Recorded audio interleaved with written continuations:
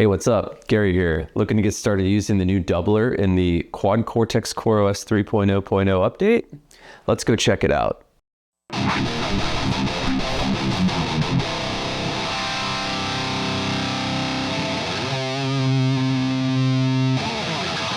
Time to introduce one of the latest on devices added as part of the CorOS 3.0.0 update to our Quad Cortex. That is the doubler.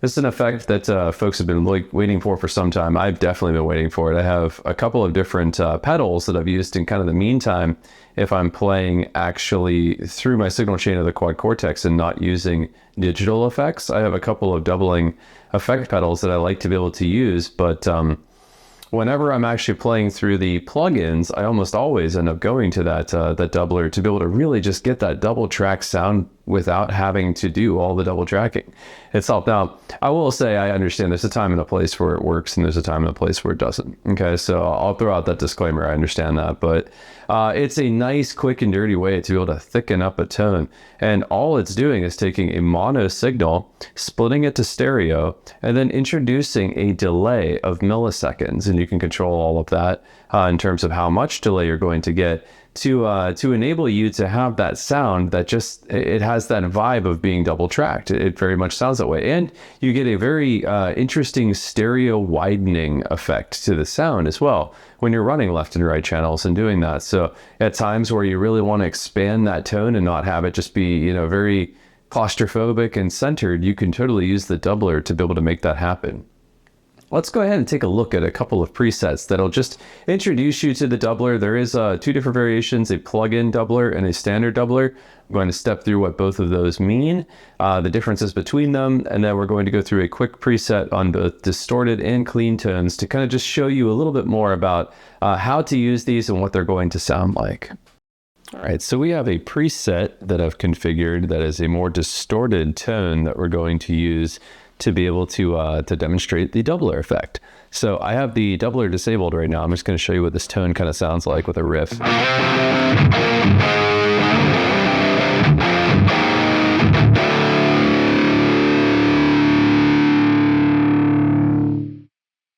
So that's our tone. Like I said, I'm going to use one that's a little bit more distorted, and I'm going to just show you the basics of the doubler. There's not a lot of configuration here, so it's not that complicated. But at any rate, you're going to click on an area device block. In fact, I'm just going to remove this to show you fully. We'll click on the plus sign here. We're going to scroll all the way down to utility, and then you'll find the doubler. Okay, and you have plug-in doubler and the regular doubler. So let's go ahead and just compare these two really quick, so that way you can see the difference and understand kind of how these work.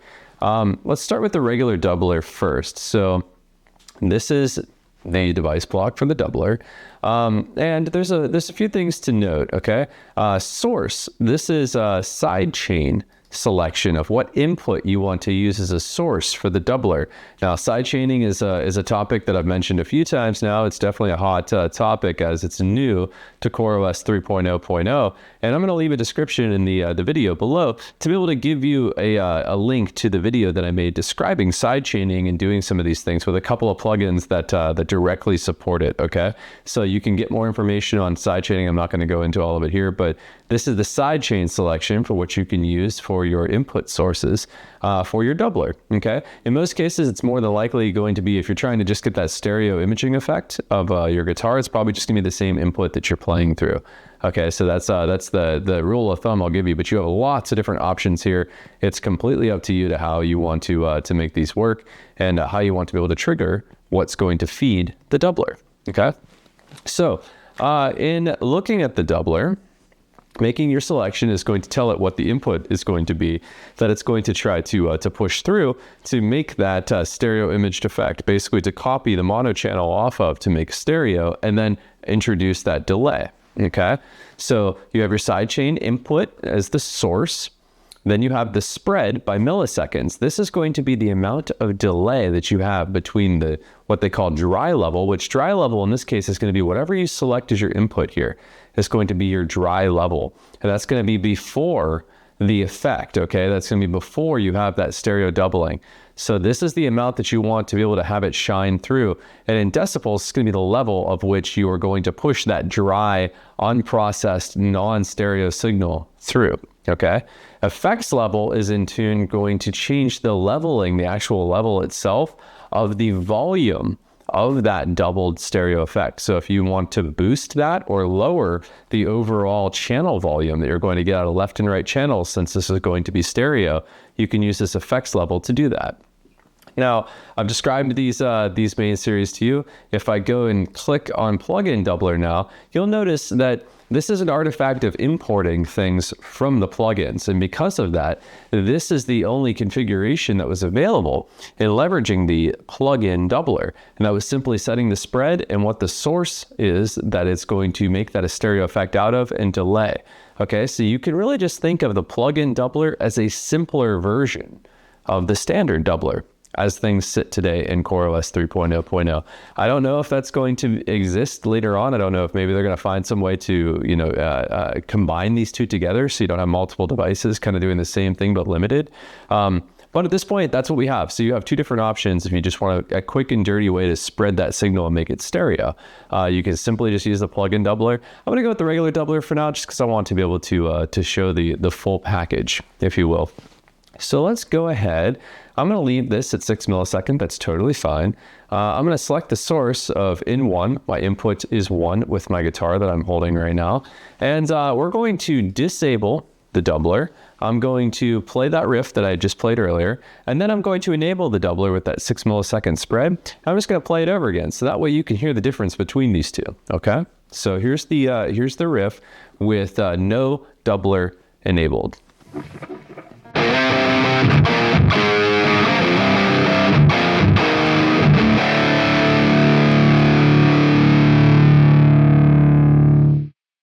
All right, now let's enable the doubler with that 6 millisecond delay.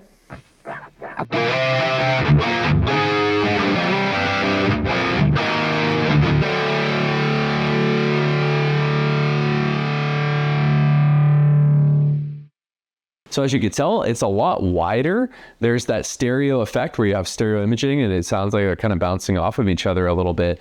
And yeah, that's exactly that kind of tone that you want. Now this is going to sound slightly different if you're listening through headphones to studio monitors to maybe using like an FR speaker or even stereo cabinets or doing something similar. You're going to get differing results in terms of kind of how this effect is going to sound to your ears, depending on how close or far away your left and right channels are. Okay, so that is going to make a little bit of an effect as to what you're getting here, but in essence it just gives you that thicker tone, that ability to kind of have this together.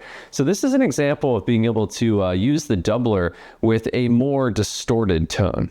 All right, now that we've taken a look at a distorted preset showcasing the doubler, let's go ahead and take a look at a clean example, and we'll show you a comparison playing a riff with and without the doubler enabled.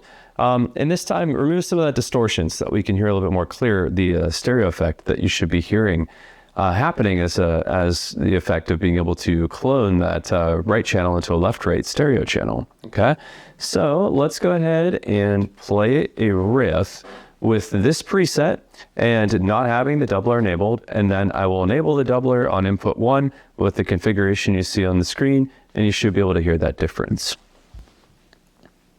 Okay, so here we go with no doubler enabled.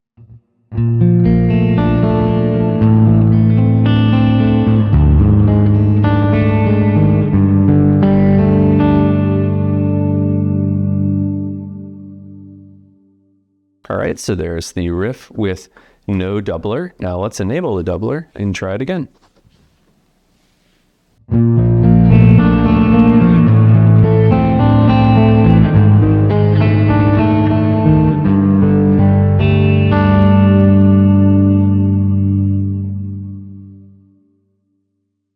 Hear that? It sounds a lot wider. There's definitely more of a delay. I bumped that to about 9 milliseconds this time. So you really kind of hear that kind of echoing, almost trailing reverb slightly that comes off of that. That's the effect of turning the millisecond spread up a little bit more. So those channels are bouncing off of each other with a little bit more resonance. Okay, so you're kind of hearing that happen. I also boosted the effects level just a little bit because I really wanted it to punch through. This preset's a little low leveled, but I wanted to make sure I used something that sounded a little flat because I wanted it to really be able to showcase it without a lot of noise kind of popping, to make the effect kind of be a little less effective to your ears when you're hearing the example. There you have it, a quick and dirty introduction to leveraging the doubler in your presets for the CorOS 3.0.0 update. Super happy to have this. It's a plugin feature that I use frequently to be able to cheat and get that double track sound without having to double track sometimes. Again, like I've mentioned before, there's a time and a place where doubling, even quad tracking or more, is necessary if you're looking for a very specific effect. But this doubler is very good as a quick pinch, a way to be able to get you a stereo sound with that slight delay and just making your sound very wide.